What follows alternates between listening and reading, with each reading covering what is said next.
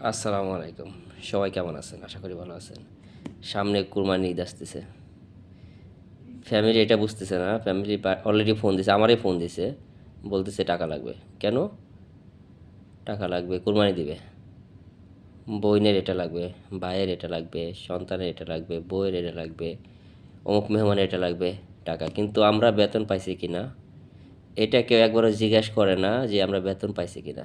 হায়রে প্রবাস, হায়রে ফ্যামিলি। তাদের জন্য লাইফ থেকে বছরের পর দিনের পর দিন, বছরের পর বছর কাটাই দিতেছি।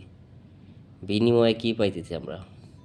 না পাইতেছি বাংলাদেশের সম্মান, না পাইতেছি ফ্যামিলির কাছে, না পাইতেছি আমরা যেখানে আছি সেখানে। বাস্তব লাইফ এটাই। কেউ বোঝে না, প্রবাসীদের কেউ বোঝে না। সবাই ভালো থাকবেন। অবশ্যই দোয়া করি প্রত্যেকটা প্রবাসীর জন্য। আল্লাহ যেন সবাইকে সুস্থ রাখে এবং সবাইকে তার উদ্দেশ্য এবং লক্ষ্যে পৌঁছানোর জন্য আল্লাহ তৌফিক দান করে।